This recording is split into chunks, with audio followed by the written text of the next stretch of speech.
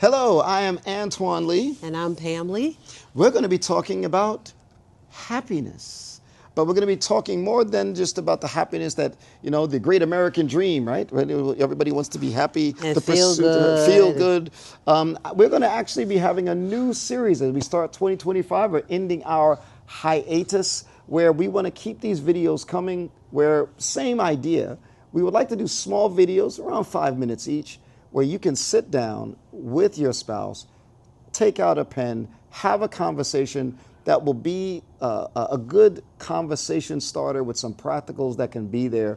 But this will be more focused in on going to an ancient and foundational source of what are the kinds of things that will make for an abiding and lasting sense of happiness, peace, and contentment that actually most people, I think, are fighting. In fact, the reason they get married is to get this happiness, but that it can be found in your role as a husband or a wife in ways that you may not expect. Is that a good summary? Yeah, I was thinking about happiness is the reason people get married. Absolutely. And not being happy is the reason that people walk away from marriage.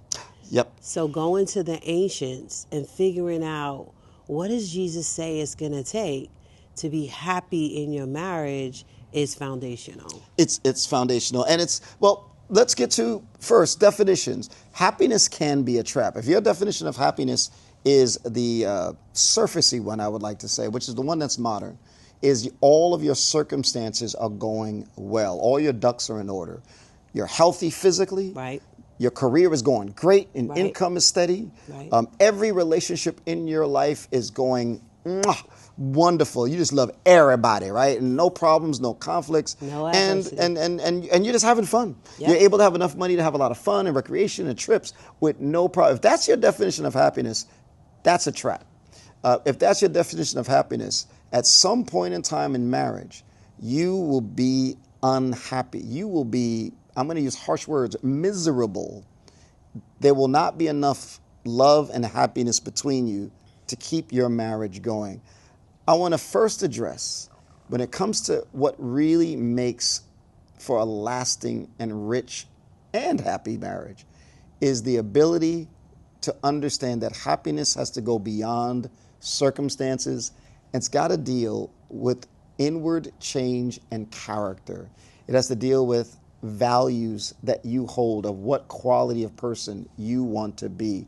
Once you get that definition, which was the Jesus definition, in the Sermon on the Mount in Matthew chapter 5, when Jesus says, and he begins this long, very clear summary message of what he teaches with not rules, not do this or don't do that. He gives the blesseds. Blessed are, and then he goes on through 8 very specific positions in life and qualities.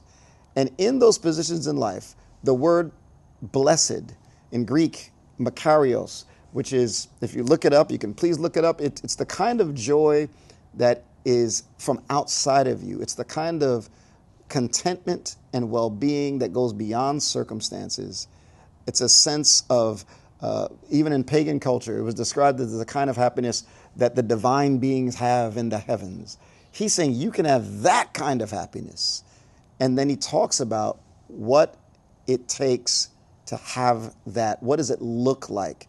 And that's how he begins his message. Is that a good summary? Yeah, I was thinking about how sometimes when people ask us, well, how are you still happy in your marriage after 33 years?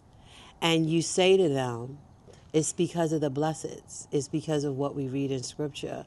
It could come across kind of like flippant or that's too simple. It can't be that easy. It can't be that easy. Or that blessed God talk. God talk. So the challenge throughout this series is going to be to open our eyes, open our hearts, to see something different in the Scriptures and how the Beatitudes do apply to marriage. They do apply to being in a relationship that is fulfilling according to what Jesus is telling us will make us happy.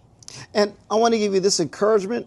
Whether or not you are in faith all the way or you're kind of in the crowds, you're kind of like, okay, I know it's cute, it's nice, I can get some good things from this. I think you'll appreciate it. I think you'll learn, you'll grow. We will be as vulnerable and clear as we can be, but get ready. And we'll start next week with the blesseds. You can look up in Matthew chapter 5. We'll start with looking at what in the world does it mean, blessed are the poor in spirit, and what does being poor in spirit, that quality, that stage of, or that being, how can that absolutely make all the difference in your role as a husband Or as a wife. or as a wife? Until we see each other next week, This has been great. that was my line. They had been good. No, you said it better. You said it better. You did it more flowing. But I will see you next week. Check out Matthew 5. Until then, and we'll see you.